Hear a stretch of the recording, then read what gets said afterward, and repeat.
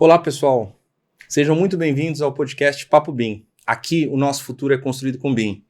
Do meu lado, meu diretor, apresentador, amigo, Paulo Tiburtino, mais um episódio. Vamos lá, tudo bem, pessoal? Vamos lá para mais um episódio. Muito bem. Hoje, eu diria que eu sempre falo que é sempre o episódio mais aguardado, mas o episódio de hoje realmente é um convidado que, para nós, tem uma relevância extremamente importante, não só pela bagagem do nosso convidado, mas eu acho que pelas realizações, por ser nosso cliente. Sim. E por tudo que tem, eu acho que para trazer de informações e conhecimento para muita gente que vai assistir esse episódio, eu tenho certeza disso.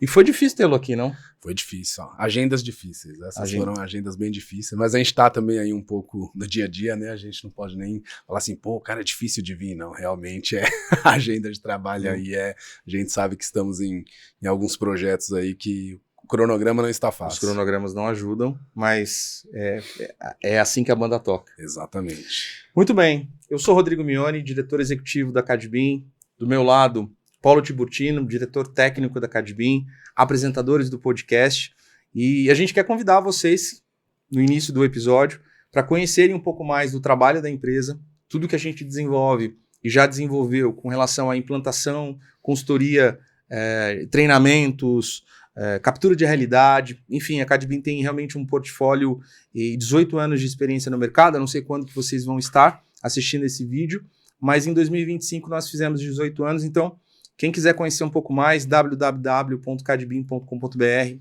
as nossas redes sociais, os nossos projetos, nossos cases, nos chamem lá que a gente vai ter o prazer em entender a sua necessidade e vamos conversar um pouco mais sobre processos e engenharia em BIM. Muito bem, dito isso, doutor Paulo, vamos fazer a nossa apresentação, a nossa biografia do convidado?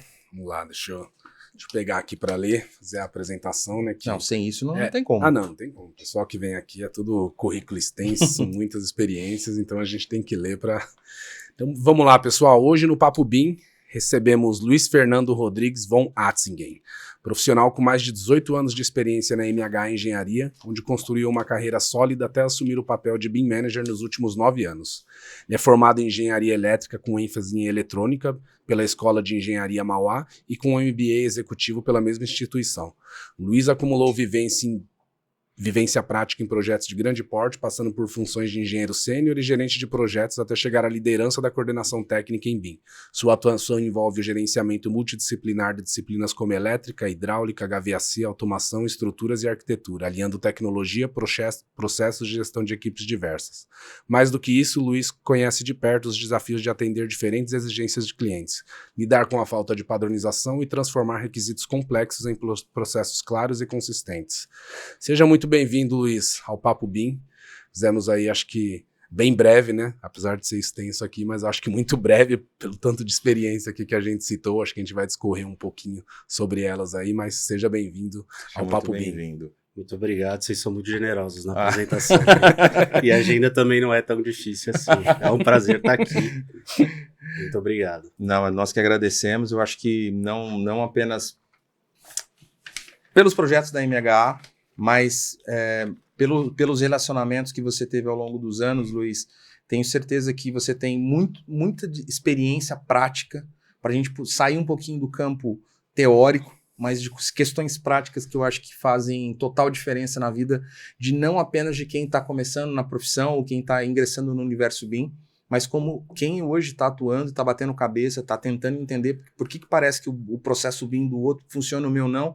As coisas nem sempre são assim. Exato. Então, acho que você vai contribuir demais. Queríamos muito a sua presença. Então, muito obrigado a você, a MHA, por estar sendo um cliente extremamente importante para a nossa trajetória também como empresa. E eu acho que relacionamentos, convites como esse são enriquecedores para todos nós. Muito obrigado. Luiz, me diz uma coisa. Antes, nos bastidores, a gente estava conversando. A sua formação ela não se restringe só à engenharia elétrica, né? Conta um pouquinho, assim, como que você... Qual foi o início da sua carreira? Foi na engenharia? Você se inspirou?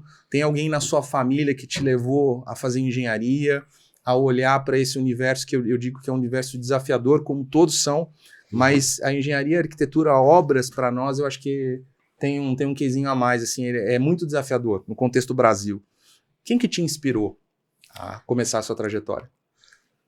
Eu tenho um pai que é engenheiro, né? Eu tenho outros familiares que também são engenheiros, mas o engenheiro mais próximo de mim é meu pai.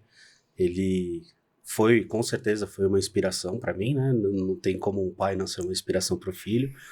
Mas eu de verdade eu não sabia muito o que eu queria fazer lá no começo.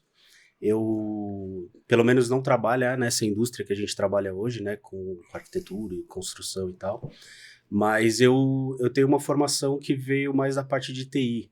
Então, desde muito, muito jovem, eu comecei com TI, eu comecei como programador, mais amador, depois eu fui para uma programação um pouco mais profissional, e aí eu me desenvolvi até o momento que chegou a oportunidade de eu entrar na MHA.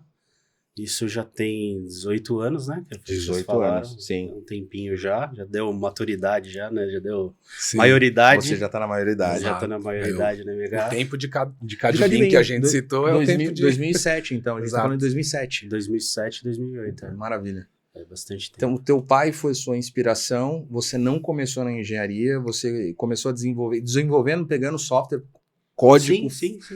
aplicativo, Sim. Fazia muita coisa.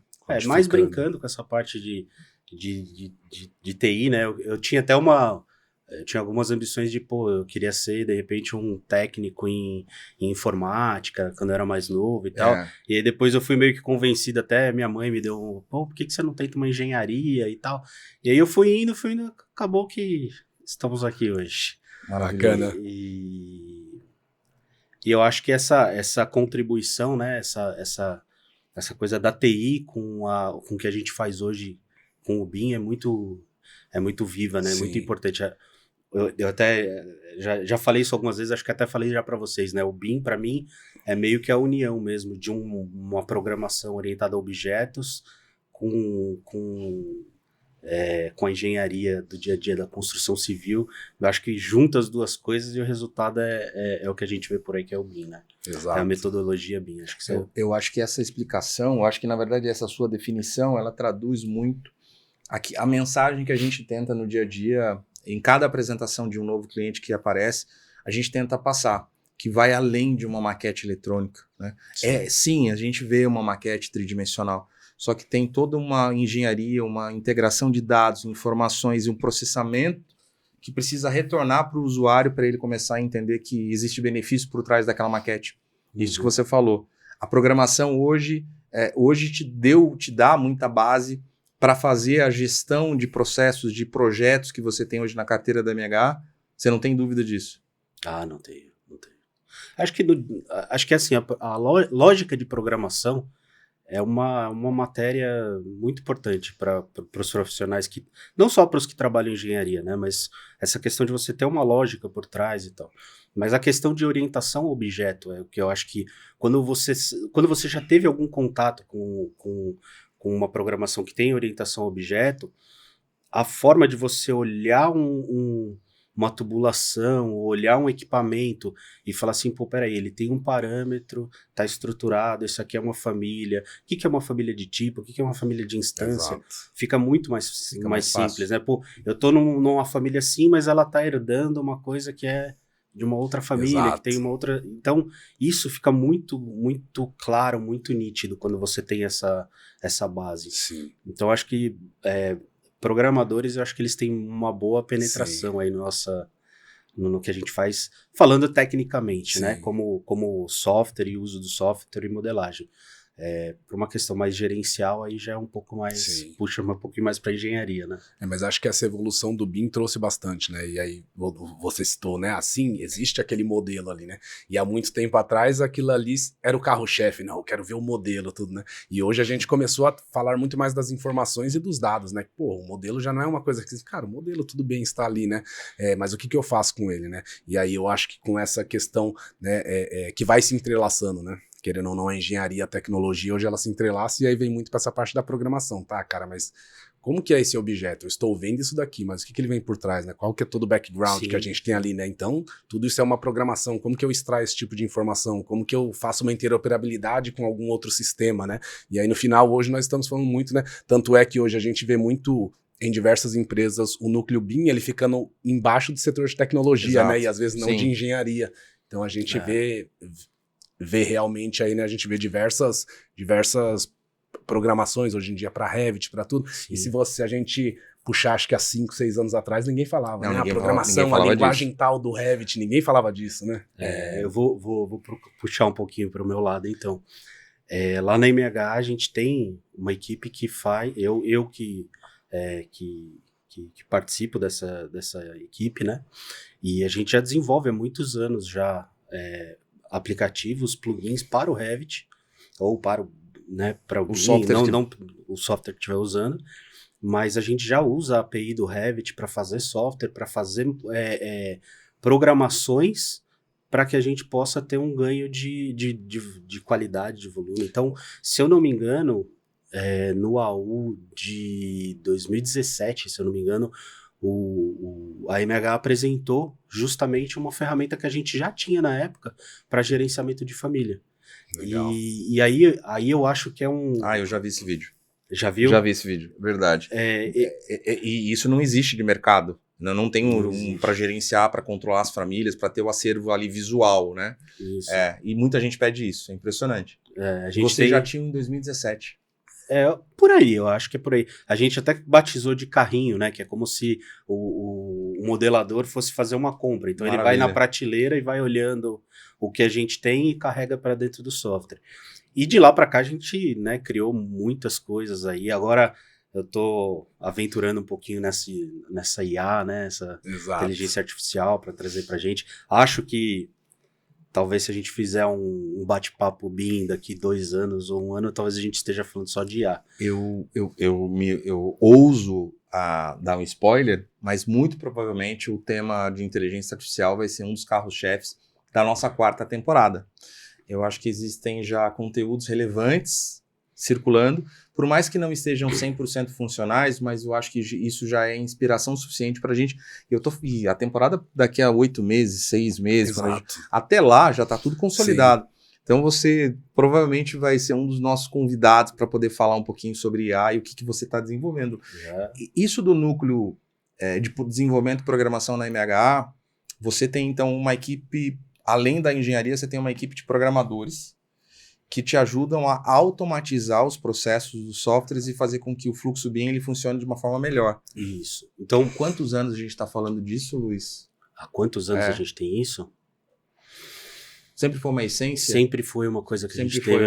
Eu não consigo pensar quando que a gente mexeu com o BIM e não tinha uma pessoa programando por trás.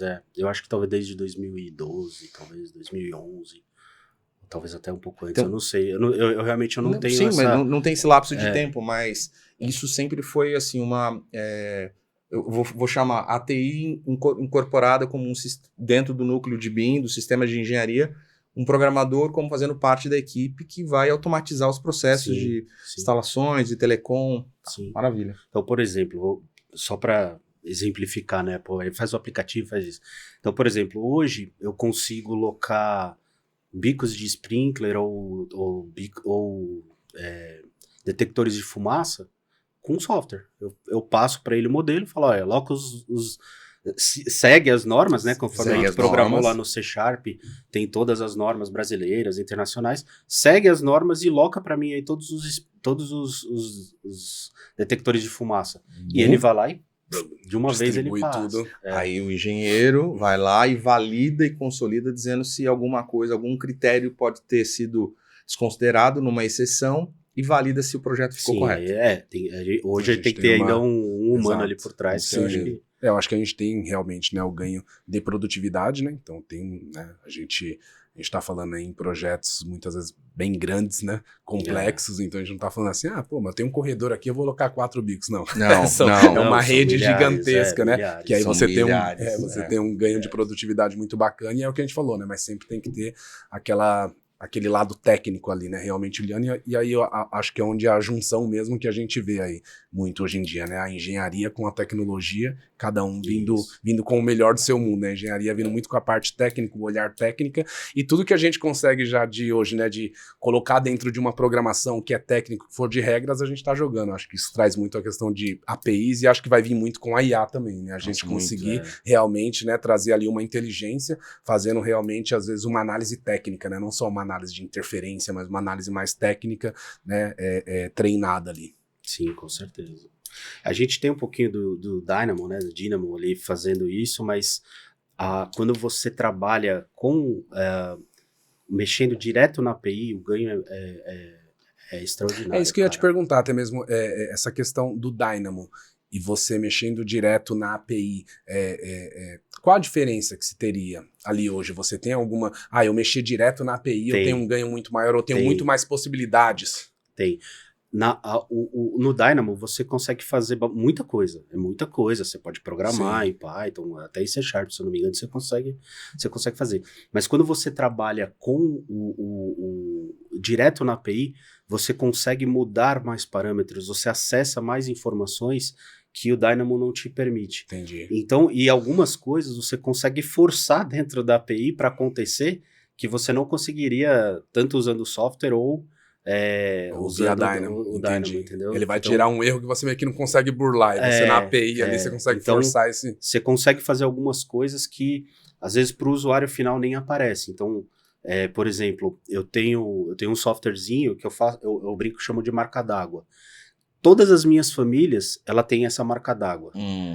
Então, você pega a minha família, você não consegue ler, você não consegue saber onde que tá essa marca d'água. Mas se um dia eu pegar essa família de novo, Luiz, eu sei origem. Qual projeto eu coloquei, quando que eu coloquei, qual foi o usuário que colocou dentro do rastreabilidade ali. Entendeu? Mas isso está escrito por trás, e aí a gente só consegue acessar essa memória usando uma programação um pouco mais... Bacana. Mais de baixo nível. Sim. Né? Eu lembro que no PDMS tinha. PDMS eu lembro que a gente fazia conseguia isso ver o horário que mas a gente fazia isso ficava oculto no banco de dados do PDMS e era um dedo duro. Era um dedo duro, porque exato. Do nada chegava uma empresa X falando assim, a gente tem as specs e tudo mais, aí você olhava e falava, mas as specs são minhas. Minhas, assim, da empresa onde a gente trabalhava. E uma curiosidade agora, Luiz, assim... Não tem ninguém assistindo, você pode falar numa boa. Não. Agora não tem ninguém assistindo. Certeza. Já aconteceu de voltar a família pra você e você fala, pô, essa família era minha? Ixi, muito. Muito, porque o BIM no Brasil, é lógico que a gente tinha muita gente lá pra trás, 2010, 2011, já tinha, não tô falando que não tinha pessoas trabalhando nisso, mas poucas empresas do porte da MHA fazendo coisas desse tamanho. Então, a MHA ela teve um papel no BIM nacional. De consolidação. Que eu posso falar assim, desbravando. Então, criando famílias. Cara, a quantidade de família que a gente já criou. A mesma família de, sei lá, ar-condicionado. A gente tem lá no Revit 2010, tem no 2011, tem no 2012. E você fala, mas é só atualizar. Não foi só atualizar. Não é. Teve mudanças. A gente refez família, a gente refez. Até hoje a gente tem esse trabalho. Sim. E aí muita coisa que quando o mercado chegou para fazer, a MH já estava estabelecida. Ela já tinha o carrinho dela, ela já tinha a família, as bibliotecas, a padronização, que é uma padronização diferente, né? Vocês sabem disso, que a gente tem uma padronização um pouquinho diferente do mercado. E aí os concorrentes começaram, peraí, deixa eu ver. E isso foi um fluxo que até ex-funcionário também levou, e aí acontece. Não tem volta, não, sempre acontece. Deixa eu uma pergunta pessoal é difícil até separar um pouco a pergunta e eu não quero te colocar em uma situação complicada na resposta. Eu tenho minha opinião, eu vou dar minha opinião antes de te perguntar. Já foi muito polemizado a questão de, na época da Petrobras, a Petrobras acabou fazendo o seguinte, padronizou as especificações dela, os catálogos e disseminou no mercado. As projetistas e as empresas que trabalhavam para a Petrobras incorporavam, acrescentavam dados, geometrias, especificações, fornecedores, e isso acabou sendo de comum acordo. É claro que a gente está falando de uma empresa pública, para comparar com a MHA talvez não tenha muito sentido, mas A equivalência é no sentido de, da mesma maneira que a MH contribuiu, e eu não duvido que tenha sido muito para muitas empresas usarem as bases, a massa de dados de referência. Você acha que vocês perderam competitividade tendo esse vazamento, essa disseminação do conteúdo de vocês? Ou isso não era diferencial? Porque vocês já tinham começado primeiro? Não, eu acho que perde um pouco. Perdia, vamos voltar nele. Perdia. Eu acho que antigamente a gente perdia, assim, porque foi uma energia que a gente gastou ali por muitos anos, de muitos profissionais construindo aquela base que a gente tinha para trabalhar. E aí, de repente, uma empresa que, eu vou começar hoje, compra o software, instala aí. Pega a sua base de dados. Copia, com certeza ela carregou muita coisa nossa. Mas a questão da engenharia não é só modelar. Hoje fica muito mais evidente. Modelador, eu preciso modelar esse estúdio aqui.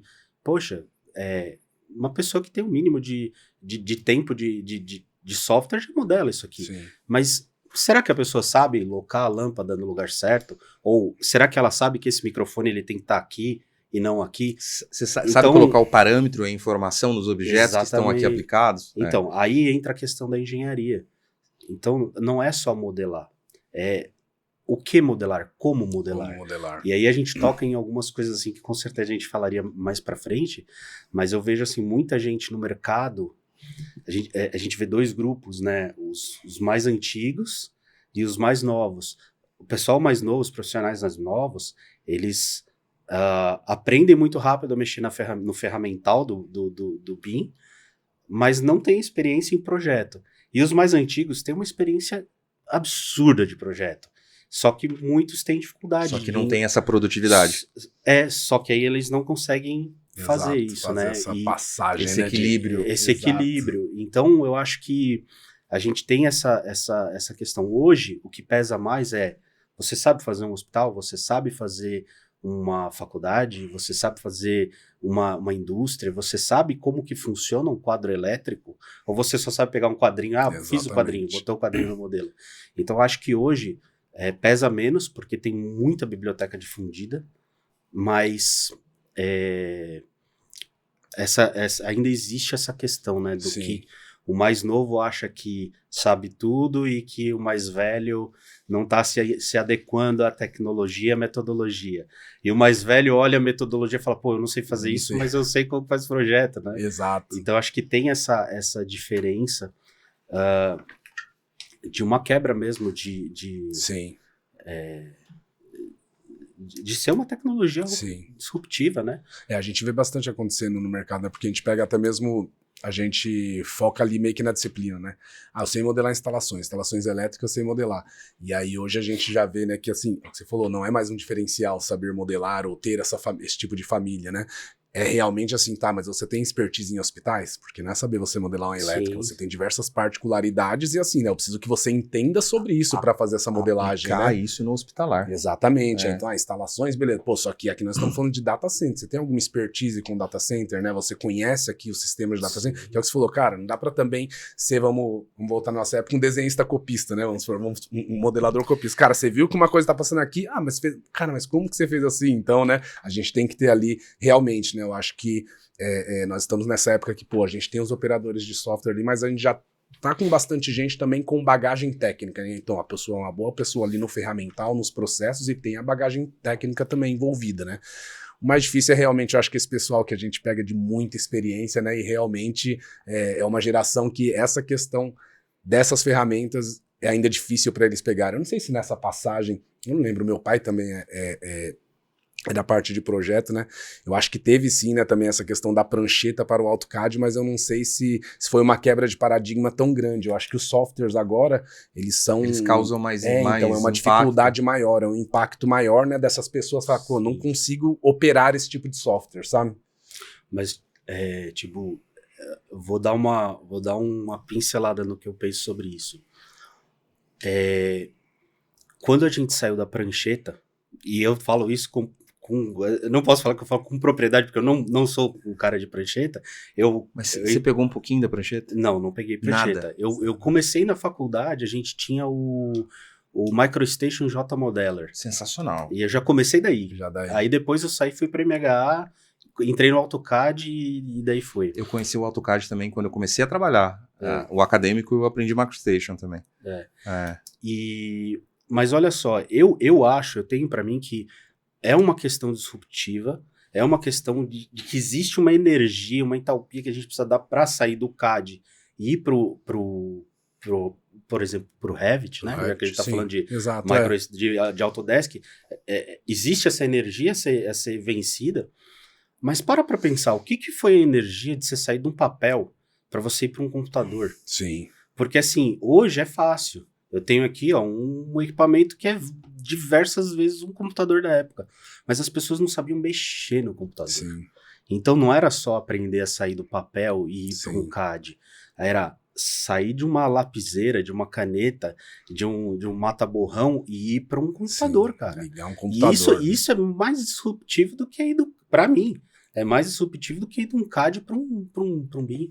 Então essa turma que vem, os mais antigos, cara, eles venceram uma energia ali atrás, e eles aprenderam, eles fizeram a revolução, né, que a gente viu acontecendo hoje com o BIM, eles fizeram lá para trás também. Então eu acho que isso eu acho que é mais difícil. Porque hoje é fácil, hoje a gente tem computador, hoje a gente tem tudo, mas lá na época eles não tinham, né? Não sabia nem né?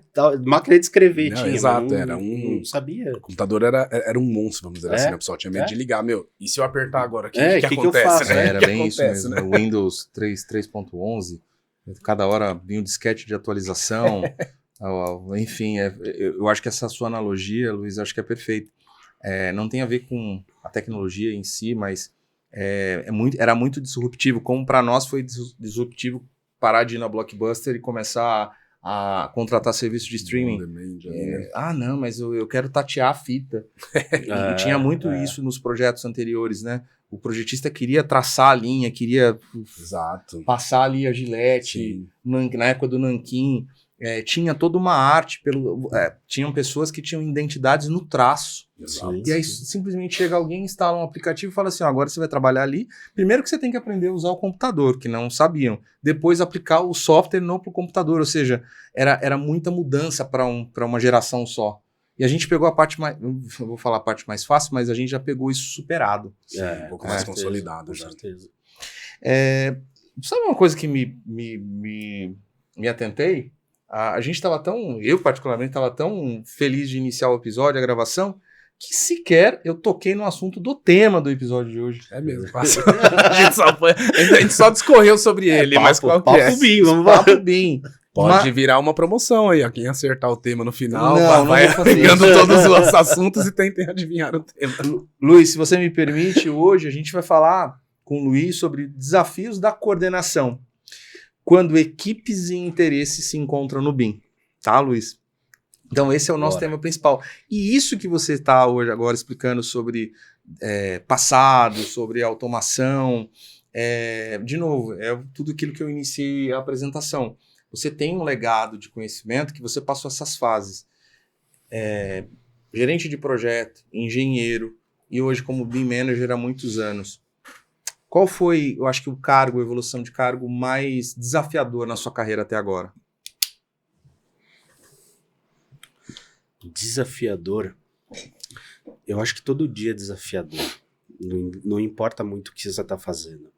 Quando eu era projetista de telecomunicações, quando eu projetava telecomunicações, eu tinha desafios enormes para fazer, vencer, entender e fazer com que aquilo acontecesse. Hoje, eu tenho uma visão mais geral. Mais ampla.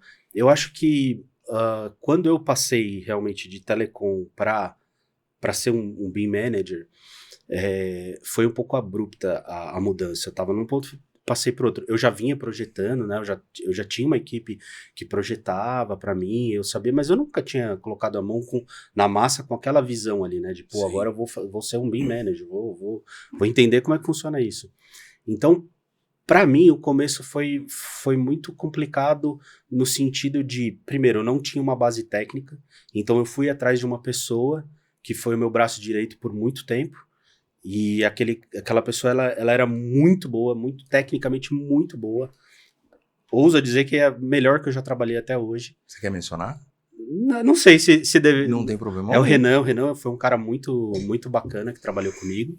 Renan Carvalho. Hoje ele não tá mais trabalhando nessa área. Não tá na área. Não tá na área, Caramba. apesar de que eu acho que é um desperdício enorme, porque o cara é muito bom. E eu cheguei pra ele e falei, Renan, a gente já tinha trabalhado antes, eu tinha feito alguns projetos com ele, eu tive um pouco da visão de sentar e explicar o que ele estava fazendo. Tá. E aí ele falou, pô, esse cara aí tá me explicando o que eu tenho que fazer. Fazer eu sei, mas ele tá explicando como que eu faço, por que eu faço assim. Por quê? E aí a gente juntou assim, né, um match legal assim, Bacana. de teoria. Eu falei, Renan, você vai ser meu braço técnico, cara, enquanto eu vou aprender as outras coisas. E aí depois eu volto para aprender a coisa técnica. Então, para mim, isso foi um desafio muito grande. Eu pegar a parte técnica, a base, entender, o Renan fazia aulinha comigo para me explicar como é que era e tudo mais. Tinha uma contrapartida também, né? Eu ajudava ele a ir atrás de treinamentos e evoluir e se desenvolver.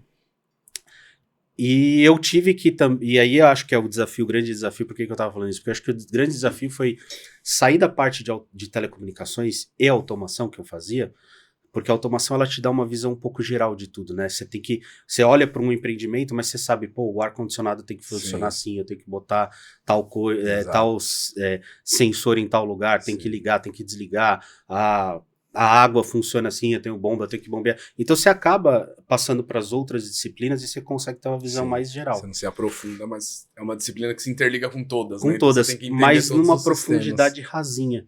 E aí, nessa época, eu tive que aprofundar nas outras, porque como que eu vou falar sobre hidráulica se eu não sei fazer hidráulica? Entendeu? Todo mundo sabe, um vaso sanitário é assim, assim, assim. Mas e como que você faz aquilo? Exato. Eu não preciso ser o cara que vai lá modelar e saber projetar aquilo, mas eu preciso entrar numa reunião e entender por que dá para fazer aquilo ou por que não dá.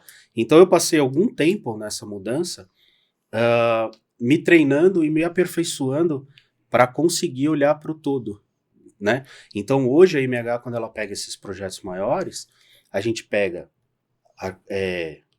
terraplanagem, arquitetura, paisagismo, impermeabilização, elétrica, hidráulica, ar-condicionada, telecomunicações, tal, e vai embora. Então, hoje essa visão do todo, ela é muito ampla. E acho que aí é que é o desafio maior, assim, sabe? Você conseguir gerenciar equipes diferentes e fazer todo mundo tocar na... É como uma música, né? Sim, exato. Estrutura é a bateria, a arquitetura é o baixo e a gente tem que fazer todo mundo tocar essa música aí. Né? Nós tivemos o Marcos. O Marcos, né? Que é realmente o maestro, né? E ele é músico e ele exatamente trouxe essa analogia de fazer com que cada disciplina possa ser um instrumento e todo mundo está em harmonia. Você vê um impacto grande nessa rotina de multidisciplinaridade, de você ter arquitetura, estrutura, telecom, hidráulica, da forma como os projetos eram geridos há muitos anos sem BIM, você vê um impacto de realidade de hoje você ter muito mais acesso à tomada de decisão, ou você discorda que cada etapa do passado e a recente com BIM são equivalentes? Olha, eu tenho um pouco de dificuldade de falar isso, porque a MH é uma empresa que a sua essência é multidisciplinar.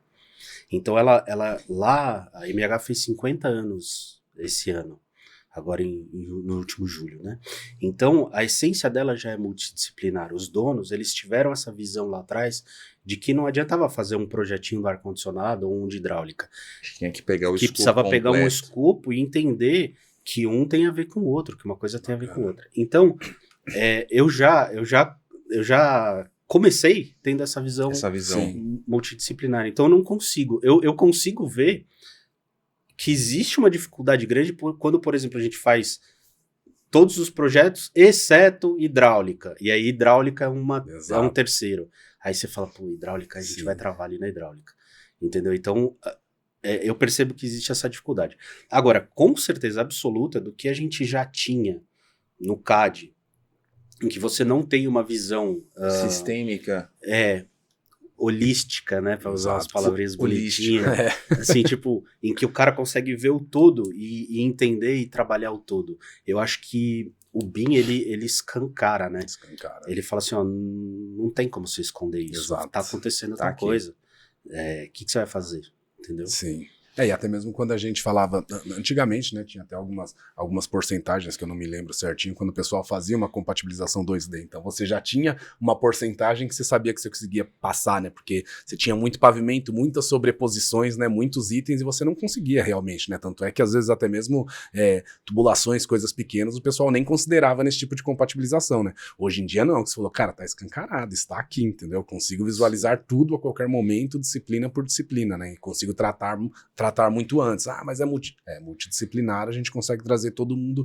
E eu acho que o ponto que você trouxe é interessante, essa visão, né, de você já ser uma empresa multidisciplinar, você já vem com isso como um processo, né? Claro, a tecnologia ela te auxiliou e vai auxiliar, mas já tem um processo para isso, né? Diferente quando você pega uma empresa especializada só em hidráulica, é o que você falou, putz, eu tenho esse meu terceiro aqui só fazendo hidráulica, ele tá pensando só na hidráulica, é difícil você trazer ele para ter essa visão, né? A hora que tá projetando de já ter essa visão do ar-condicionado, da elétrica, né? O cara tá pensando no fluxograma dele, onde ele tem que colocar as coisas, então eu acho que a tecnologia ela nos auxilia muito, eu acho que é o que você falou mesmo, ela escancara muito mais, mas eu acho que também a gente tem, né, diversos processos, né, e qualificações técnicas aí da empresa mesmo, que a gente basicamente só jogou isso para dentro de alguma ferramenta tecnológica só. Sim. Exato. Luiz, posso te convidar a nos apresentar um pouco desse portfólio? Você falou da MHA com 50 anos. É muito relevante essa marca. Eu acho que uma empresa no Brasil hoje, a gente sabe todas as dificuldades, mas o tamanho que é a MHA, eu acho que a relevância dos projetos que a gente tem para compartilhar, vamos apresentar, se nos ajuda, porque você conhece como ninguém o portfólio. Eu vou pedir para a produção colocar a nossa linha do tempo. Tá. Essa daqui é uma linhazinha do tempo que a gente tem. Uma linhazinha do tempo? É. Eu queria uma linhazinha do tempo. Não, mas e só do portfólio de hospitalar. Temos fábrica. Temos fábrica, legal. Mas assim, basicamente, aqui são os principais projetos, não são todos. E a gente parou em 2023 para 2024. De 23 para 24, o volume é bem maior, bem mais consistente. Então, é alguma coisa. Mas a gente tem aqui, não sei se você quer que eu fale um por um, Fique ou à vontade, de repente pega os principais. A gente está falando da Fiocruz, um centro de pesquisa e desenvolvimento. Que é o René Rachot, em Minas Gerais. 2011.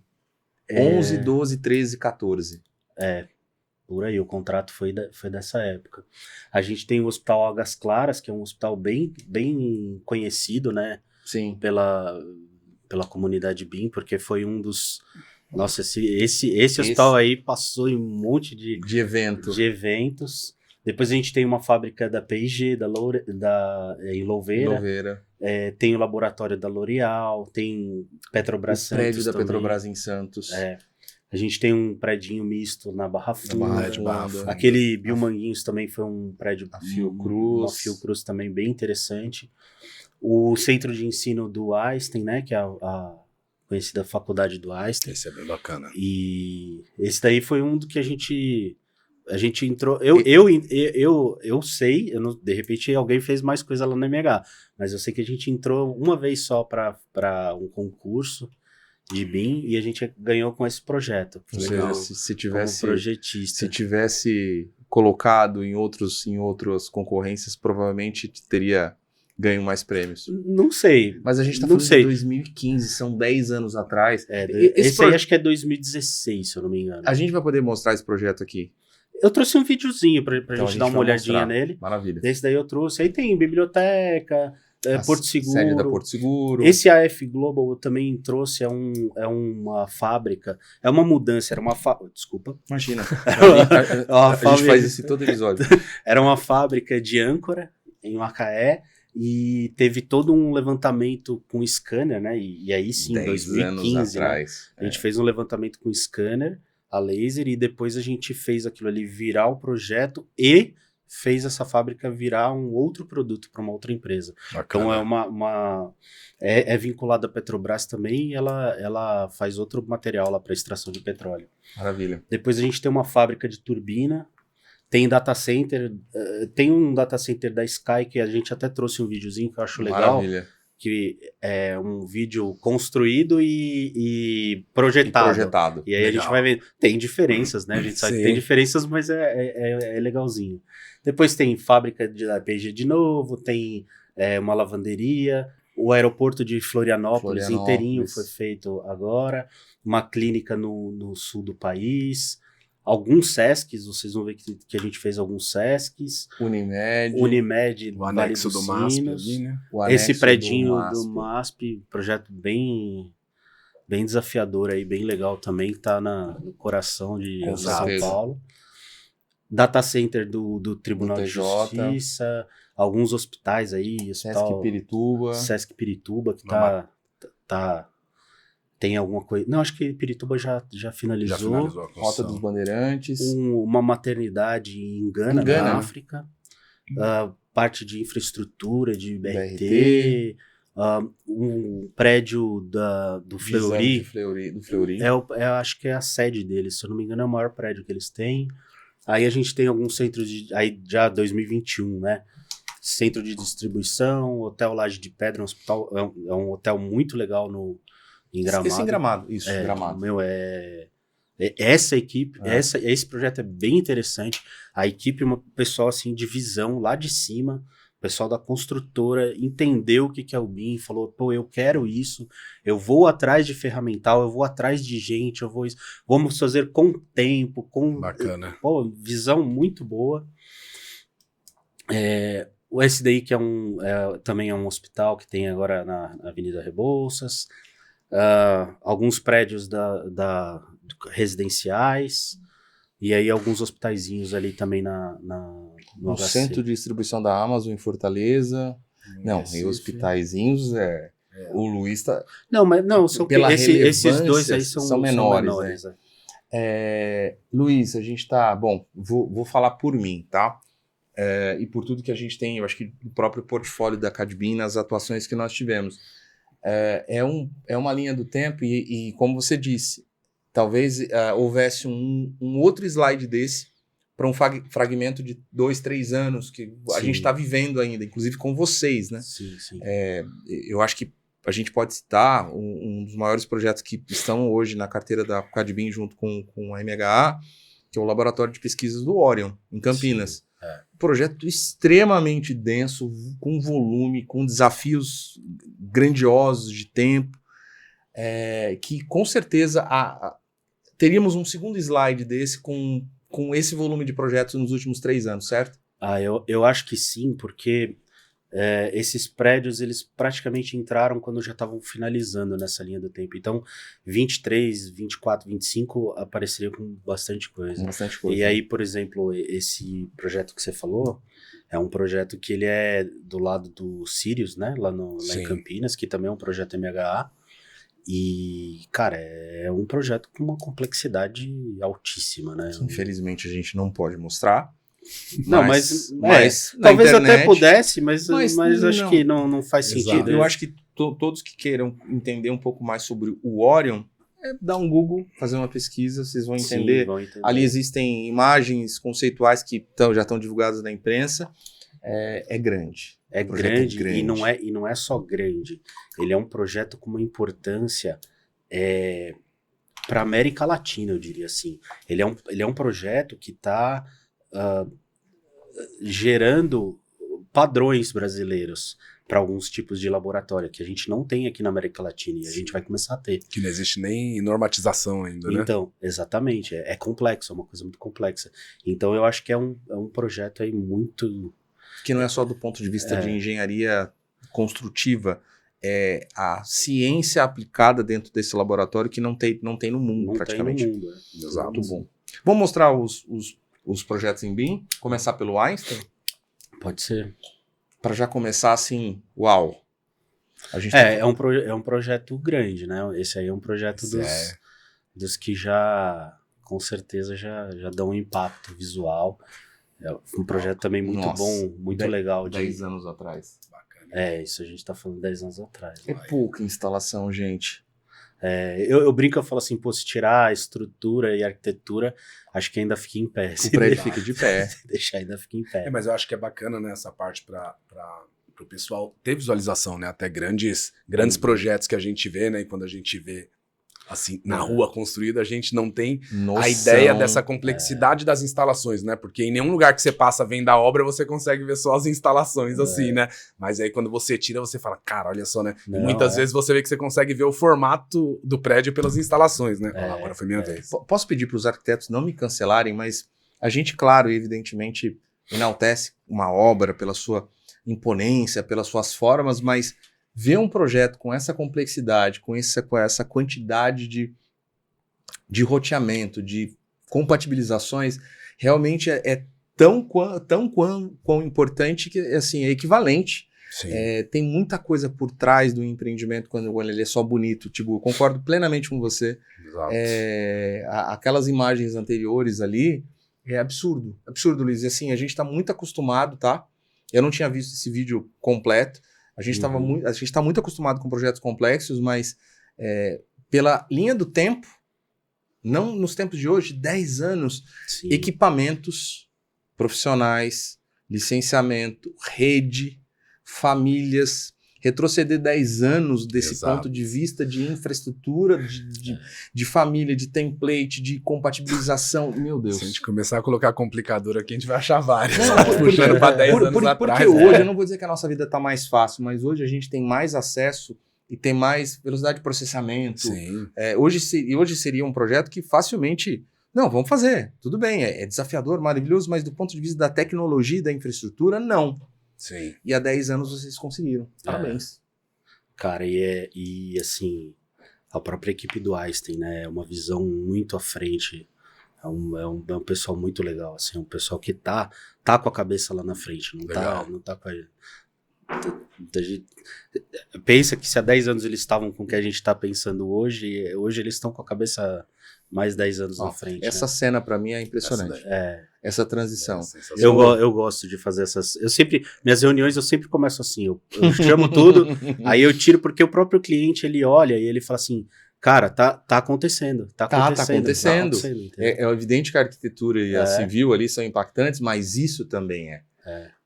Parabéns, de verdade. Bem bacana. Que pena que nós não atuamos nesse projeto. Onde nós estávamos, né? Estávamos em crescimento. Faz parte do processo. Inteirinho desenvolvido dentro da MH, né? Muito bom. Tudo desenvolvido. Muito bom. Todas as famílias, tudo 100%. Há 10 anos. Há 10 anos. É um esforço de uma equipe enorme também, né? Sim, é uma equipe enorme com profissionais, cara, que não tem nem o que falar. O pessoal da MHA é muito, muito bom. É muito gratificante trabalhar com eles. Tem muita... Puxando aí, pro aspecto que a gente tá mais focado aqui do BIM, né? Tirando um pouco da engenharia.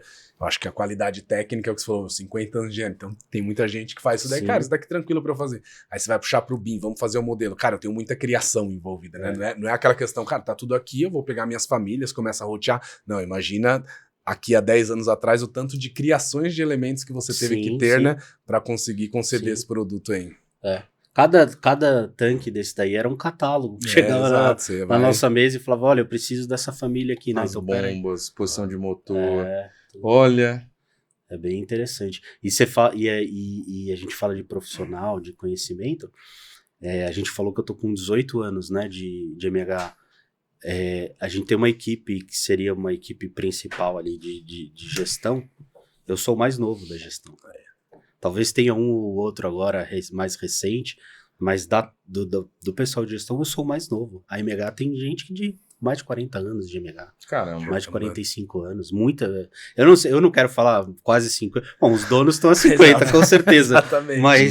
Mas assim, os diretores e tem outros funcionários que estão há muitos anos mesmo. Imagina o tanto de história de E aí é isso, E é uma empresa que muda, né? O Salim, que é um dos proprietários, ele sempre fala isso. Ele fala assim, tem uma coisa na MH que não muda. É que nós temos que mudar. Então, a gente sempre está evoluindo e mudando e buscando o novo. Legal. Perfeito. Vamos mostrar o do laboratório? F Global? Ou do Não, Sky? O Sky é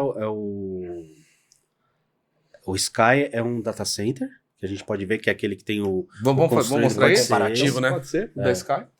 Esse é legal porque eu gosto desse vídeo porque você consegue ter uma ideia de como que fica na obra. Porque aí a gente fica muito em modelo.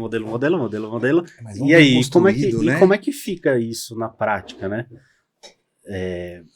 Às vezes a gente fica muito nessa de ter um modelo, né? E Sim. cara, e como que isso vira o projeto? Será...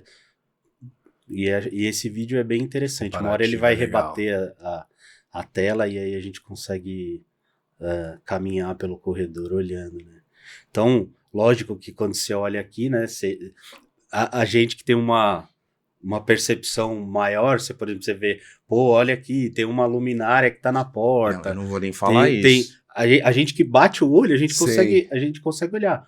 Mas é normal que tenha essas coisas dentro de um modelo. Mas sai, tá vendo? Não, Vira projeto, esse que é pra o legal. ter isso É. e é pra ser corrigido antes de fazer.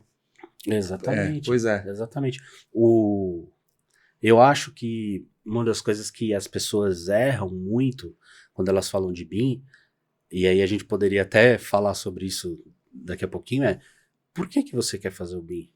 Exato, são os usos, Quais são né? os seus objetivos, Os objetivos de de usar a uso. metodologia? Exato. Maravilhoso. É isso mesmo. Entendeu? Exatamente, E hoje é o que a gente vem Você discutindo quer- bastante no mercado, Não, né? tem muito cliente que quer fazer porque acha bonito. Exato. Mas será que, né? Vai trazer benefício, vai trazer Qual que é o ganho. benefício? exatamente. Eu te falo, eu assim, pra mim é muito claro. O objetivo é a construção. Exato. É a construção. Quem ganha lá na Exato. frente é o cara da construção. E a gente discute bastante isso, né? Quando a gente traz para o âmbito de escritório de engenharia, de vez em quando é até ruim, né? Porque você fala, caramba, parece que você tá me trazendo mais trabalho, por quê? Porque eu já tô resolvendo os problemas que iriam para a obra e seriam resolvidos na obra, eu estou resolvendo dentro do escritório. Então, parece que eu estou trazendo mais trabalho para dentro do escritório. Qual que é o meu ganho nisso, né? Sim, Então, mas aí é que tá, é justamente isso. O BIM, ele vem para trazer, bom, os mais teóricos, né? Talvez pra gente fique mais evidente, mas a pessoa que está começando ainda, né? A gente tem a gente traz uma quantidade de horas de trabalho de solução de problemas lá da obra para dentro do projeto. Exato. Então, a gente perceber que tal duto não passa nesse corredor, na hora que está no projeto, é muito melhor a gente descobrir hoje do que depois que o cara já fez um corredor Sim. e virou ali e falou, pô, não dá, vai ter que ir pelo outro lado. E aí o cara perdeu a instalação, perdeu o DIY, perdeu...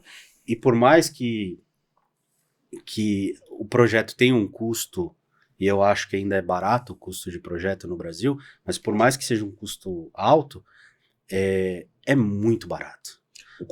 A razão de custo de projeto como o custo do empreendimento, né? Não. Muito barato. É Porque ínfimo. assim, ó, quanto que custa, assim, ó, pensa um diretor de uma construtora. Quanto custa a hora do Luiz, ou de nós três aqui juntos, para fazer uma compatibilização, fazer um projeto? Quanto custa isso hoje? 1 hora. Agora, quanto custa um dia, ou um dia nosso, e quanto custa um dia de uma obra com 200 Maquinário, funcionários, com colaboradores, com com insumos. uma Bobcat, com não perfeito, sei o isso quê, mesmo. com marmita, com isso, com aquilo. Quanto que custa um dia atrasado lá na Muito. frente? Então a gente traz esse custo elevado e traz para dentro do projeto para que a gente economize o dinheiro ali. lá. Aqui a gente vai gastar mais, mas lá a gente vai economizar. Luiz, sua analogia me ajuda a falar algo que nos bastidores eu compartilho. O custo de projeto ele é ínfimo quando comparado ao custo de um dia de obra e somado o dia da operação do empreendimento em isso que eu si, ia falar, quando a gente paga pega os industrial. outros dois. A obra mais projeto vale muito menos do que um dia de operação em muitos dos casos. Pô, será que se a gente antecipar esse empreendimento em um mês, aquilo se pagou? Ou amortizou o custo de construção? Sim. E esse tipo de desafio ou de provocação que a gente tenta, Sim. inclusive, medir Exato. para mostrar para os clientes o porquê de trazer uma metodologia que possa potencializar ou amortizar o desperdício de tempo, Sim. de obra e de operação. Sim. Acho que é essa equação, né? Essa que você equação mais tenta fazer. Eu tento fazer Que é realmente todo a hora dia. que você Sim. chega no escritório Ó. que a gente fala, mas você não tá reduzindo meu tempo. Parece que você tá trazendo mais problema pra minha equipe de engenharia. Qual o ganho que eu tenho? É. E aí você tem que ir lá no final e falar assim, cara, esses custos de obra, você é industrial, seu custo de operação, quando a gente pega na infraestrutura, você tem multa contratual, 5 dias da sua multa contratual se você não entregar. Então, só que é difícil você chegar nessa equação. Difícil Porque você realmente, provar olha, isso. você traz muitos problemas aqui, né, pro cenário atual. Você fala, caramba, meu, eu vou ter que ter um gestor a mais, alguém controlando melhor. O BIM isso tá daí. me trazendo mais Exato. complicação? Não. Sim, Ele não, tá trazendo a complicação do final do processo pro início. Pra cá. Aonde E é mais aí- barato. E onde é mais barato. Então, eu vou falar de alguns números que eu peguei lá para trás, acho que 2018, 20, Fique à não sei, vontade. é para trás. Mas o que eles tendem com o que a gente quer fazer com a metodologia? A metodologia quer economizar dinheiro final do empreendimento todo. Quanto que se economiza? Aí eu já pesquisei isso, né, lá para trás. Tem os números acadêmicos. Tem os números acadêmicos, normalmente é de construtoras nos Estados Unidos, de uma universidade nos Estados Exato. Unidos. Eles dizem que é por volta de 28% da obra em custo, certo? Mas junto com isso a gente tem a maior segurança de que o que a gente está propondo aqui é muito... A melhor viabilidade a gente- técnica. viabilidade técnica, e a gente sabe que aquilo ali vai ser instalado, dá para fazer daquele jeito. Pode, lógico, ninguém tá falando de resolver 100% dos problemas, não é esse. Não é isso. É trazer os problemas grandes para antes, aonde a gente pode resolver, para que exista uma economia grande no De todo. retrabalho Então, lá na... gaste mais com projeto, gaste mais com compatibilização, gaste mais com discussão e entendimento, busque melhores profissionais que te tragam uma solução melhor, para que lá na frente você tenha menos problema, Exato. na hora que custa caro. Aí eu te pergunto, aqui no Brasil, não estou criticando a forma que foi implementado no Brasil, BIM, nada disso, não estou fazendo isso. Mas aqui no Brasil, é muito claro que a gente começou implantando nos projetos. E aí o cara lá da obra, que é o cara que Exato. salva, que ganha o dinheiro, que economiza, esse cara não está conseguindo medir o Sim. esforço. Então, nossa, cara, é imenso a quantidade de empresas que você faz o modelo, faz isso, faz aquilo, compatibiliza e tal, e o cara pega o PDF, plota e vai trabalhar sem olhar modelo. É descompassado, né? Mas, E aí ele perde o que foi ganho, Sim. o ganho ele acaba não utilizando. Então, mas na época que a gente tinha, e aí, né, é o que a gente sempre traz, né, Rodrigo? Na época ali que a gente tinha PDMS, Petrobras, cara, era um BIM ali, né, só que ainda não tinha essa roupagem.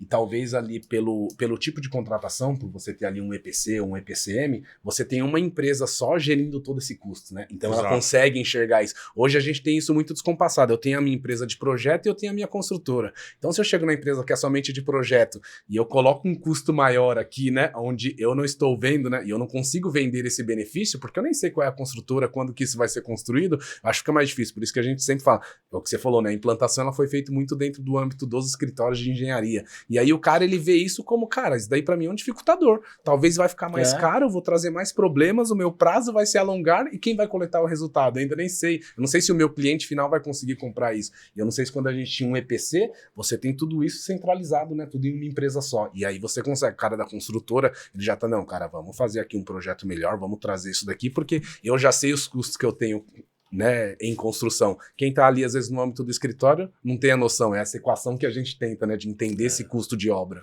Tipo, aquele primeiro projeto que a gente mostrou, ele passou por uma auditoria de uma outra empresa, quando a gente terminou ele. E aí, não me pergunta como, porque eu não sei.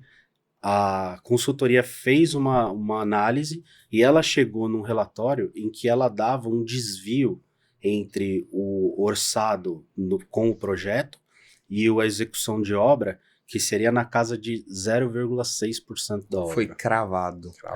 Dentro da metodologia deles. Por que esse número? Luiz, como projetista, até duvido um pouco. A que gente seja está isso falando mesmo. de um desvio de 0,6 na construção do Einstein. Não é do Einstein. É daquele primeiro projeto do René Rachou que a gente teve. Ah, tá. Então, teve uma consultoria que analisou e chegou num número baixíssimo de desvio. Assim, ó, usando a metodologia de tal, de blá blá blá, a gente chega em um desvio de tanto. Luiz, olhando esse número, eu falo assim, cara, zero é pouco.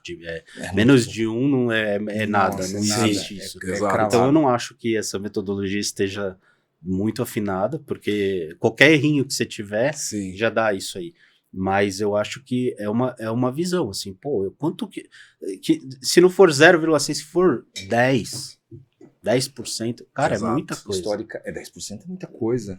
Sim, mas é muito, mesmo que o erro vá para uma casa dessa, entendeu? É muito. Porque os erros costumam ter muito mais do que isso. É. Muito maior que isso. Deixa eu... eu estava pensando se eu ia opinar sobre o que vocês estavam falando, sobre... A minha opinião ao longo dos anos, Luiz, ela navegou entre o que você acabou de dizer, sobre o fluxo de capacitação BIM ter sido invertido. Hoje eu concordo, plenamente. Antes eu discordava, eu achava que a gente poderia ter um efeito contrário. Por exemplo, vou dar um exemplo aqui só para ficar como reflexão e contraponto, tá? Mas eu concordo com o Luiz. Eu acho que hoje a gente tem que pensar no BIM como sendo quem é o usuário final.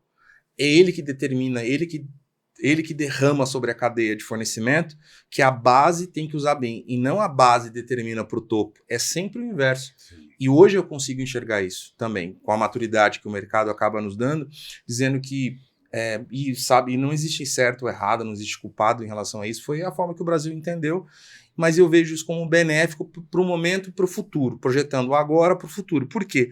Eu vejo muita empresa que quer implantar, eu digo construtora, incorporadora e grandes owners, né? Eu quero implantar BIM. Qual seria o dificultador se eles quisessem há 15 anos atrás? Não tem quem preste serviço. Ah, não vou fazer porque não presta, porque não tem empresa para capacitada. Em contrapartida, a gente tem muita empresa capacitada e estamos longe do ideal dos 100%, a gente está muito longe, mas tem muita empresa relevante de mercado como a MHA, preparada para desenvolver. E hoje qualquer empresa que fale, quero implantar o BIM, quero colocar isso no meu processo de construção, quero usar isso como uma metodologia para minimizar os desperdícios, sabe que vão encontrar empresas especializadas do porte da MHA que podem prover o uso da metodologia. Então a gente poderia ter um cenário, trazendo aí uma analogia àquele filme que eu gosto muito, O Efeito Borboleta, se tivesse sido ao contrário, pode ser que a gente estivesse passando um processo inverso. Ah, não vou pedir porque não tem empresa preparada. Em comparação, eu acho que a gente tem algumas empresas muito bem preparadas e o mercado, eu vejo um movimento comercial do mercado hoje dos grandes owners falar, quero BIM. Não que esteja perfeito, tá? E eu vou te fazer uma pergunta pegando esse gancho. Você acha que os grandes players, quando chegam falando que quer BIM, eles sabem especificamente, eles entendem, conseguem ver o potencial do que eles estão pedindo? Ou eles acham que vai ser um modelo tridimensional e quando eles olham que é um projeto orientado a objeto, com informação sendo extraída, e aí eles se surpreendem? Como é que você sente que o mercado está se movimentando? Num movimento de curiosidade, de interesse porque estão falando, ou de fato os clientes quando pedem, eles sabem exatamente o que eles estão pedindo? Eu acho que a gente está numa transição entre pessoas, porque a gente já teve um tempo, na nossa linha do tempo, a gente já teve, na linha do tempo BIM, né, não naquela que a gente estava falando, mas a gente já teve um tempo para que algumas pessoas tivessem a experiência e a oportunidade de trabalhar com o BIM. Então, algumas pessoas já entenderam, outras ainda estão entendendo. E, de fato, nas grandes corporações, algumas pessoas sabem, mas acho que ainda tem uma questão de gestão que não entendeu ainda subir o nível. Por exemplo, se eu fosse de uma grande gestora ou um grande cliente e pedisse para fazer um projeto em BIM, eu ia pedir para... Lógico, a gente tem que tomar cuidado, porque quando a gente fala, não, eu quero o máximo... Você sempre de assim, ponta a ponta. de ponta a ponta. Mas eu ia querer que, sim, tivesse um processo pensado, modelado, e feito dentro da metodologia BIM na hora do projeto, que eu tivesse uma quantificação, uma extração Legal. acompanhada, assistida pelo BIM, né? Eu sempre falo isso, o BIM não é um botão que você aperta e sai uma planilha de quantidades. Ela sai, mas ela precisa ser complementada, ela precisa ser assistida, ela precisa ser refeita ali por humanos hoje, né? Pode ser que daqui a alguns anos a gente não esteja fazendo isso, mas hoje ainda tem isso, entendeu? Então, a gente tem que tem que ser assistida e depois a continuidade disso, a construção, construiu, e aí? Pô, eu tenho um modelo, olha a grandiosidade, muita gente não consegue ver, olha a grandiosidade de você ter um modelo digital igual ao seu prédio, que na hora que você chega aqui, ó, tá vazando água, meu Deus, tá vazando água, aí você olha aqui e fala assim, não, peraí, o tubo de água passa lá, ó, tá escorrendo água aqui, mas tá pegando o furo de tá lá, não quebra aqui, quebra lá, porque é ali que você tem que ir lá quebrar, ali é que tá a água, o tubo tá lá. Então olha quanto que você consegue, né? Isso é um exemplo simples, mas você ter o twin, né, que eles falam, né, o gêmeo digital é um negócio sensacional, cara. Você pode inclusive prever manutenção dos teus equipamentos com modelo, usando de modelo, é muito amplo. Então, eu acho que ninguém tem essa visão ainda. Essa maturidade, do todo, né? Nem nós, acho, né? Não sei, eu acho que nessa visão teórica é o que a gente tá vindo com normas agora, né? E aí a gente sabe, né? Normas, né? A gente trabalha com projeto há muito tempo, a gente sabe diversas normas ali, às vezes a gente vai lá, consulta só na página 72, que a gente precisa ver alguma coisa ali, mas ninguém pega uma norma na ênfase ali, né? E é o que a ISO, ela já vem trazendo muito essa parte, né? Então ela já vem trazendo essa parte, como que ela já divide o projeto ali, né? O empreendimento, que ela nem fala em projeto, cara, é o empreendimento como um todo. Então você divide ali pelo CAPEX e OPEX. E a menor parte é o CAPEX aqui mesmo, né? Que é onde a gente vai ter todas essas fases que a gente falou. Engenharia, construção e o OPEX, que é a operação. Então é realmente onde ali você pode ter diversos outros, né, produtos desse modelo que a gente começou lá no conceitual, que aí realmente ele vai começar a alimentar tudo ali, né? Um modelo de gestão, de você fazer a gestão daquele ativo, né? Então, só que assim, né? A teoria, eu acho que a gente já tem um desenho muito bem, né? Exemplificado. Claro que com as tecnologias isso vai sempre mudando, mas eu acho que na parte teórica tá muito... Mas a maturidade realmente, porque essa maturidade ela tem que vir do owner, né? O cara que tem que começar o processo dessa forma. Cara, não, você vai começar esse conceitual aqui dessa forma, com esse tanto de informação, porque daqui a 10 anos esse mesmo modelo aqui vai estar sendo usado lá para fazer a gestão do meu ativo. Esse seria o cenário perfeito, né? Esse seria o cenário perfeito. O conceito e o ensinamento vir de cima para baixo, a gente sabe que infelizmente não é assim que acontece. Então, mas às vezes a pessoa pode...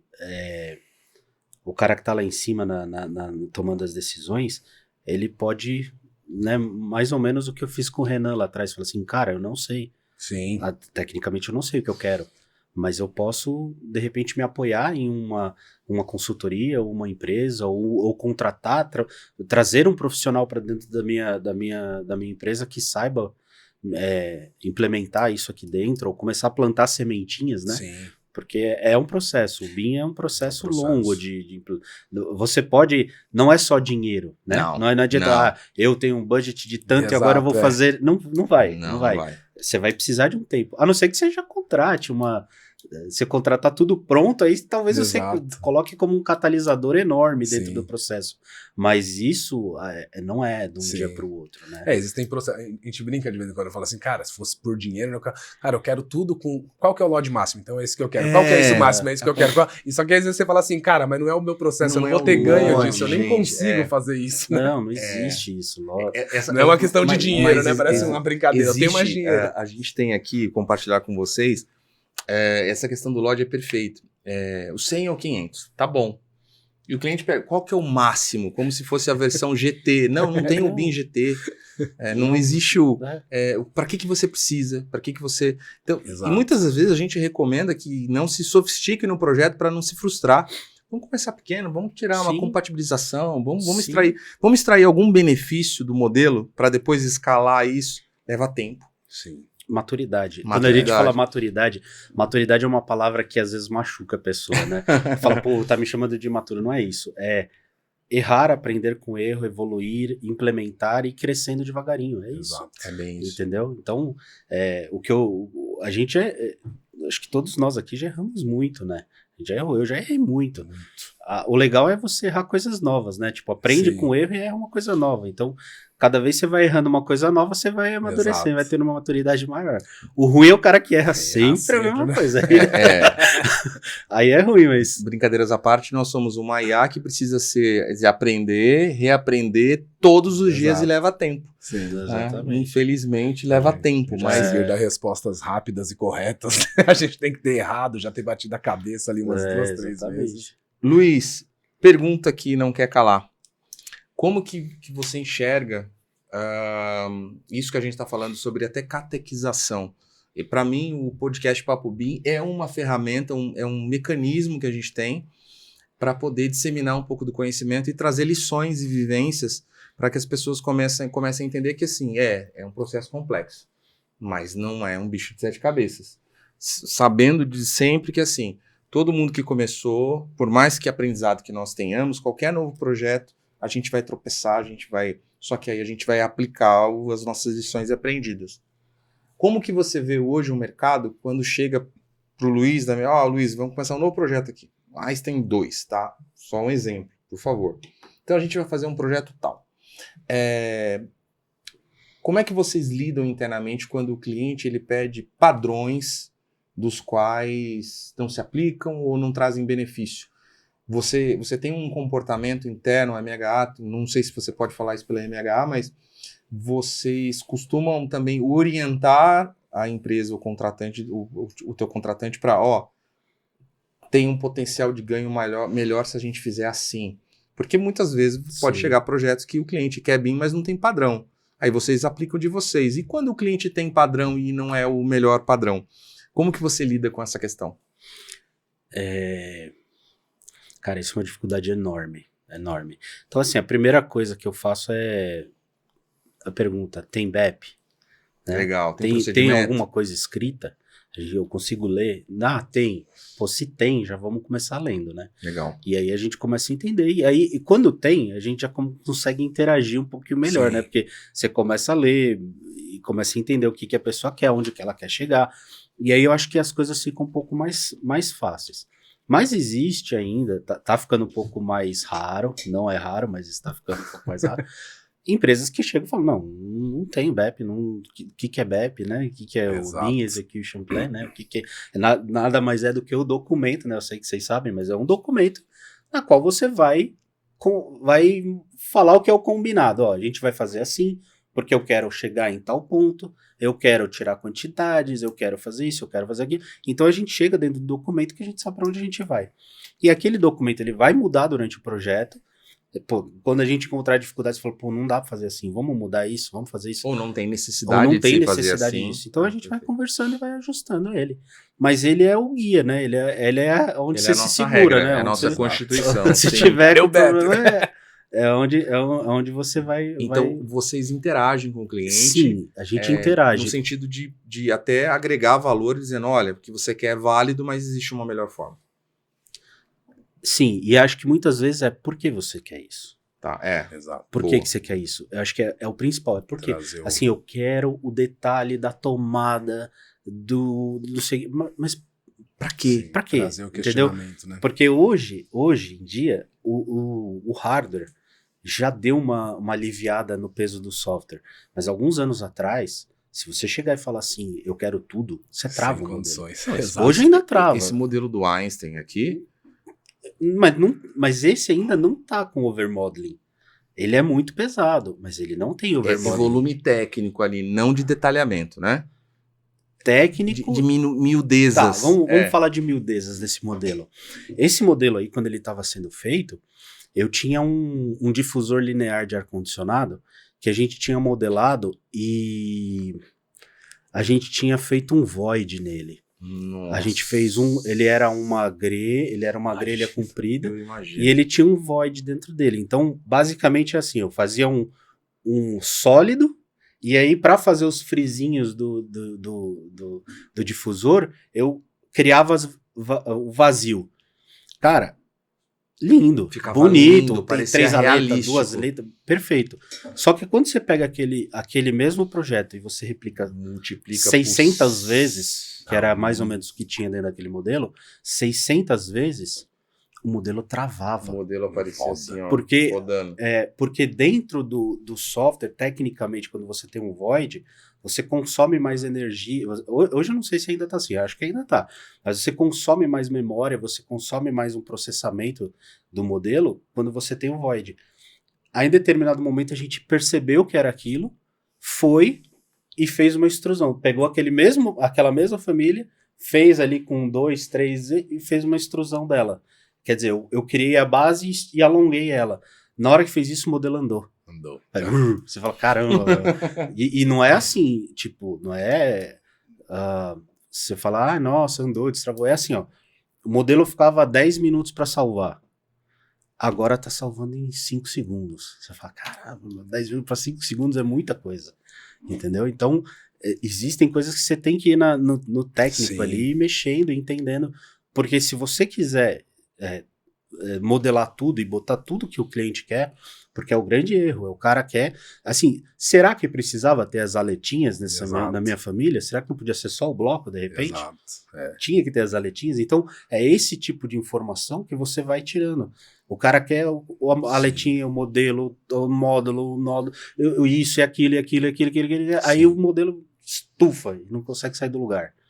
Eu acho que trazer essas complicações, né? Porque o pessoal que não utiliza, que não é usuário, né? Às vezes o cara não tem, cara, coloca aí, né? E o cara não sabe, pô, se eu fizer uma caneca assim, ou se eu fizer ela completamente, isso vai...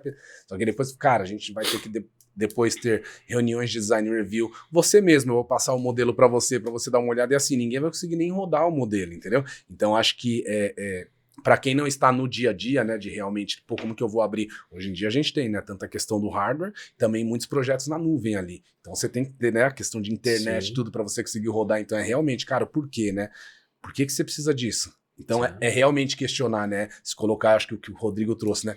Mas se vem uma exigência dessa, vocês se posicionam como, né, cara, a gente entende o que a gente tá fazendo, né? Pra que você precisa disso? Será que é necessário? Ah, cara, porque eu acho que assim vai ficar legal. E aí você começa a colocar os complicadores. Ah, não, cara, não precisa, então. Vai sair... Não, a sua lista vai sair igual, você vai construir igual, vai ter tudo igual. Não, então não precisa mais. Então precisa a caneca tem que ter o furo aqui. Exato. Assim, ela precisa ter esse furo, ela precisa ter essa alça. Assim. Exato. Não pode ser só um cilindro e um... A representação da caneca e a informação de que a caneca é a caneca. Sim. Exato. Eu acho que é bacana quando a gente traz. E aí eu acho que a gente, né, acho que tanto MH como Cadbin, com experiência em grandes projetos, a gente já visualizou muito desses complicadores, dificultadores. Conforme a gente falou, evoluiu muito, hoje está muito melhor. Acho que já passamos ali 2015, 2016, já passamos por momentos muito piores de falar, cara, não tem solução, não tem como fazer. Mas eu acho que é bom a gente trazer um pouco dessa experiência, que às vezes, pô, não, mas eu já fiz assim, cara, de projetos você tá falando. Às vezes eu tô falando ali de um edifício residencial, cara, estamos falando de um laboratório super complexo, não vai rodar, entendeu? Eu acho que tipo, na época desses projetos, uma das placas de vídeo que a gente tinha era o preço de um carro, cara, pra trabalhar nisso aí. Era o preço de um carro. A placa de vídeo. O computador inteiro era muito mais. Um carro simples, né? Um carro de entrada ali, né? Então é muito caro, era muito caro. Hoje o mesmo software você roda com uma placa aí de, sei lá, R$1.000, R$2.000 você roda. E a gente consegue navegar via mobile. Sim. Exatamente. Porque o software ajudou, né? Tem muita coisa envolvida. Tiveram duas coisas, software e o hardware. Né? Exatamente. Luiz, Tibu, pasmem. Informação. Não, mas muito, já passou de uma hora. A gente ia ficar aqui, ó. O pessoal ia apagar as luzes e a gente ia continuar aqui gravando. Tinha mais 8 vídeos pra mostrar. Tinha mais 8 ainda, vídeos pessoal. pra mostrar. Poxa. Infelizmente, a gente vai ter que dividir esse episódio pela primeira vez em parte 1 e parte 2, soltar aos poucos. Mas, Luiz, brincadeiras à parte, e assim, são tantos assuntos para falar de coordenação que eu queria...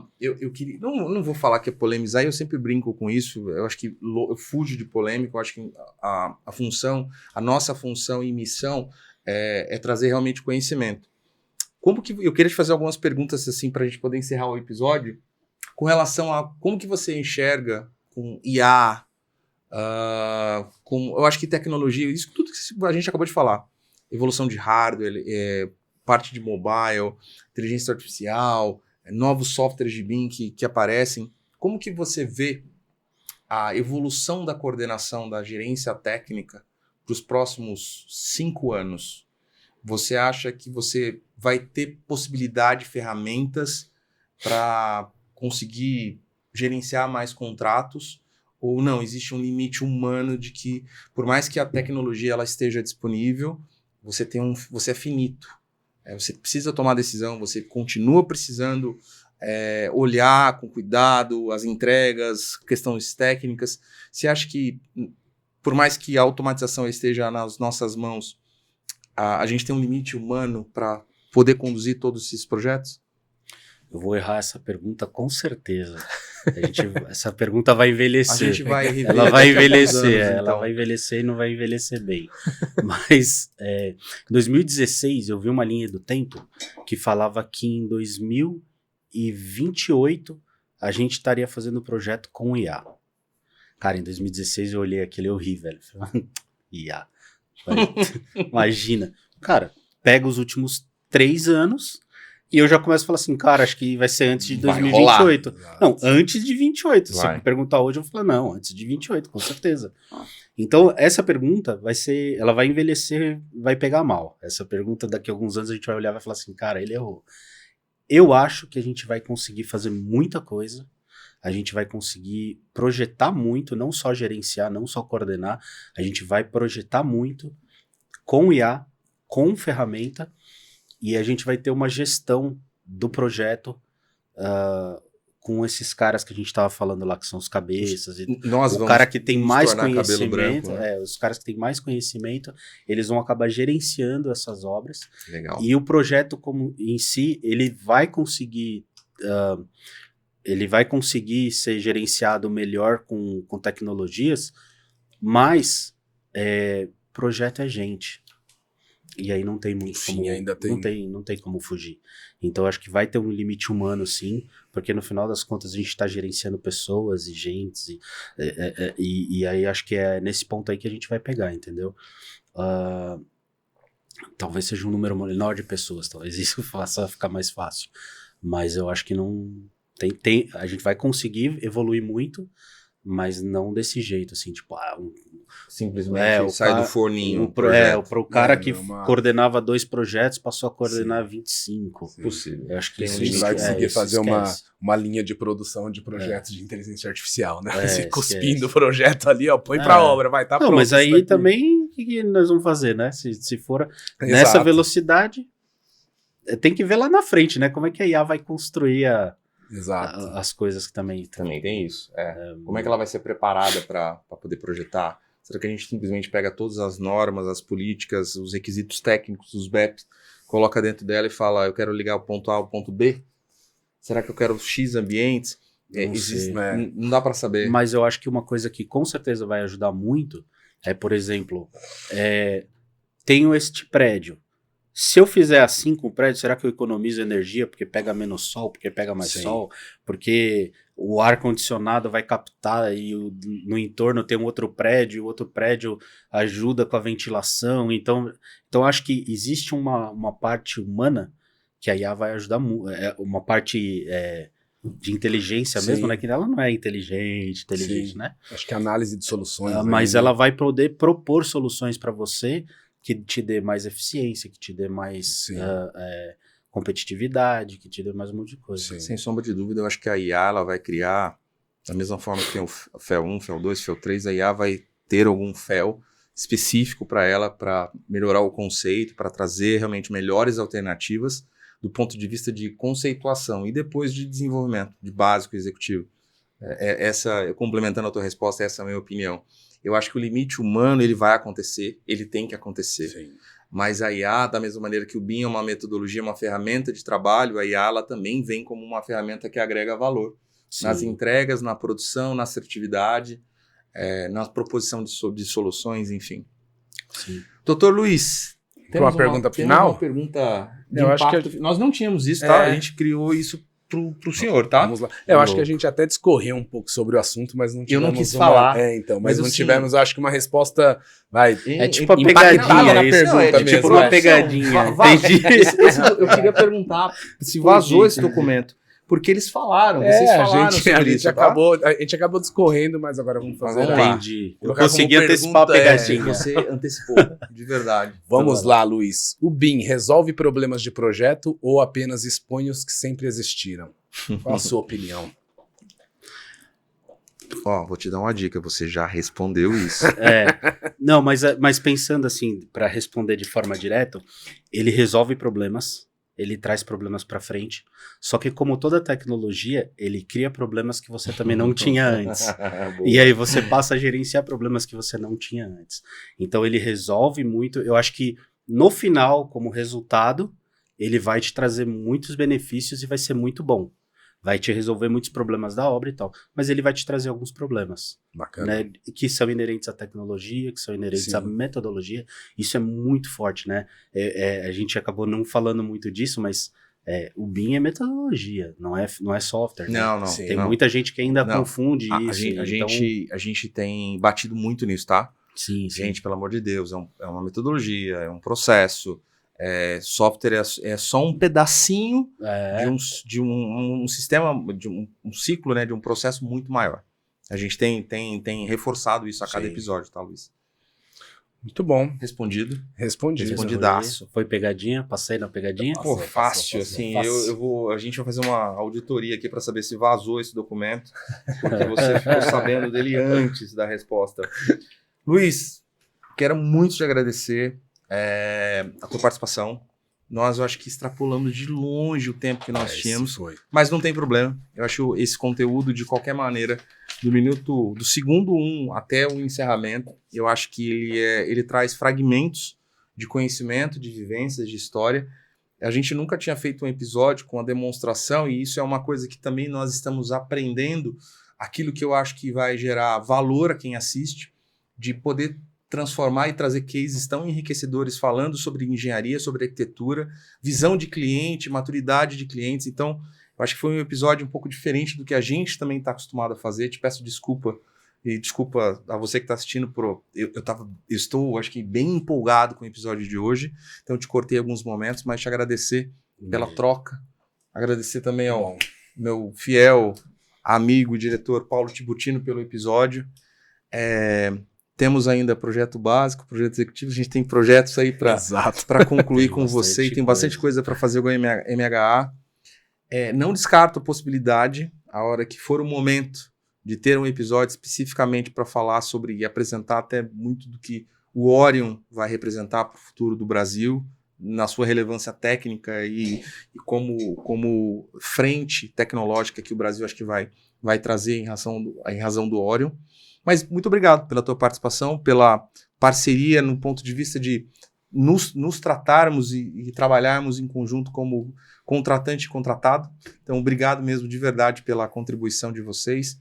Parabéns à MHA e todo o corpo de diretoria e fundadores, porque é uma empresa que tem a importância de ter realizado tanta coisa que impactou o nosso país e talvez muita gente não saiba. Exato. Então, para nós também é muita gratidão de poder apresentar tudo isso. Obrigado. Obrigado pessoalmente, Luiz, e pela equipe da MHA. Muito obrigado pelas palavras. Eu acho que eu sou um cara bem low profile, né? Eu não apareço muito. Até nos eventos BIM eu tô sempre meio de lado. Não sou o cara que vai... Não sou o cara que quer confete, também não sou o cara que vai lá dar e ficar catequizando ou falando, coisa assim.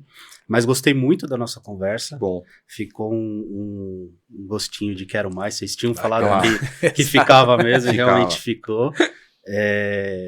Vai ser um prazer, já tá aceito. Maravilha. Tá Muito bom? obrigado. Bacana, Luiz. Agradeço muito. Obrigado, Tibu. Obrigado, Luiz. Obrigado, Obrigado Luiz. você que esteve nos Obrigado, acompanhando, que vai assistir não só o episódio completo, mas como os cortes que a gente tem colocado agora nas redes. Obrigado pela tua participação. Se você gostou do episódio, se você gostou de algum trecho, compartilha com os amigos, com os conhecidos. Leva a informação adiante. Conhecimento, quando a gente mais ensina, mais a gente aprende. Então, muito obrigado. Nos vemos no próximo episódio. Um abraço.